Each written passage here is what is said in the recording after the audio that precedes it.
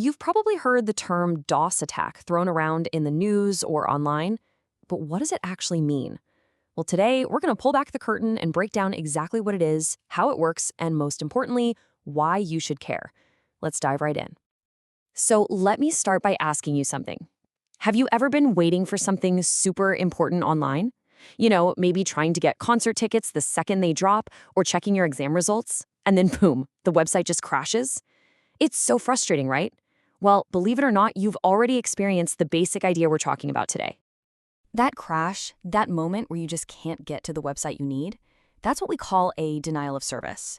It's basically what happens when way too many people try to rush through the same digital door all at the same time.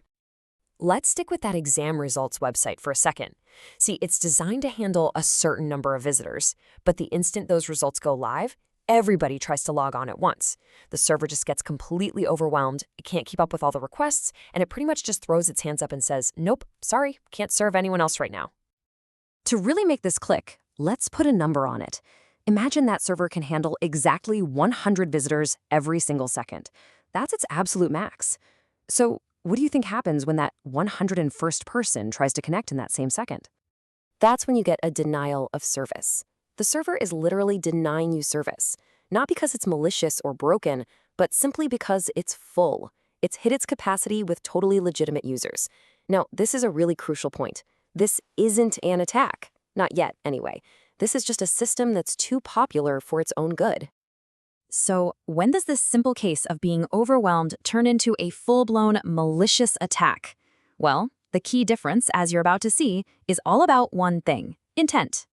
And this slide just lays it out perfectly. Look on the left. In a normal scenario, you have 100 different people all making their own requests. They all genuinely want to see the website.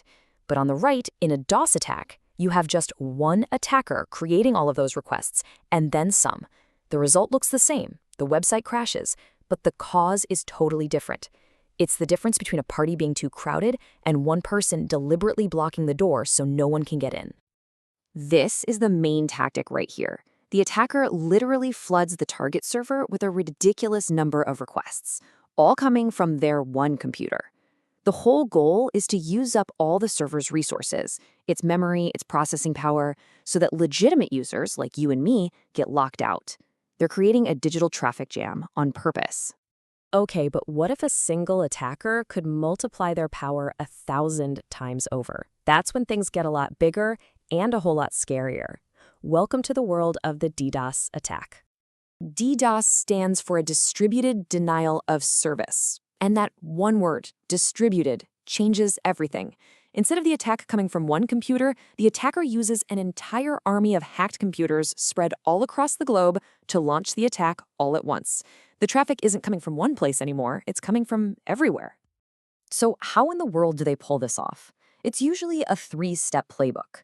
First, the attacker finds and hacks into tons of different computers online.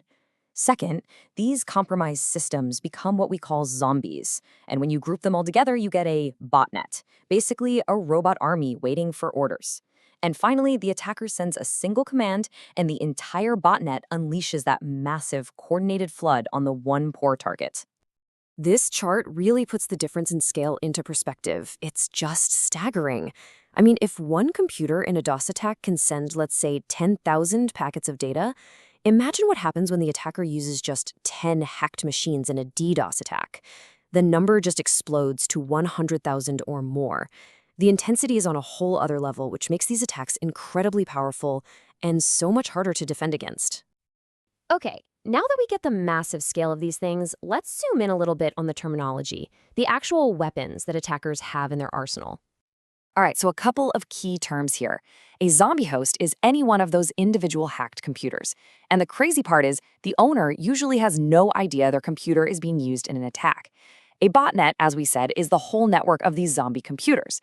And then you get into even more sophisticated stuff like DDoS, which is a super complex attack where they actually bounce their traffic off of innocent third-party servers to make the attack even bigger and hide where it's really coming from. So the big question is, why? Why do people do this?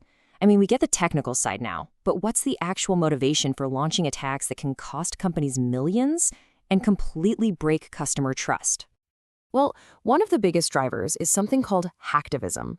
This is when attackers, or hacktivists as they're called, use these cyber attacks to make a political or social point.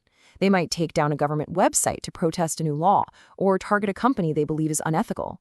It's basically activism, just carried out in cyberspace. And really, this is the bottom line. Understanding all this isn't just for cybersecurity experts anymore. Our entire world runs online, and because of that, cybercrime is skyrocketing.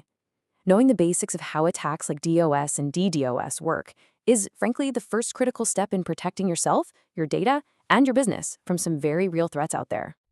So, we want to leave you with this final thought. We've seen how these attacks are built and why they happen. And the truth is, the threats are always changing, always evolving. So the real question isn't just what these attacks are, it's what steps are you going to take to stay aware and to keep yourself safe out there.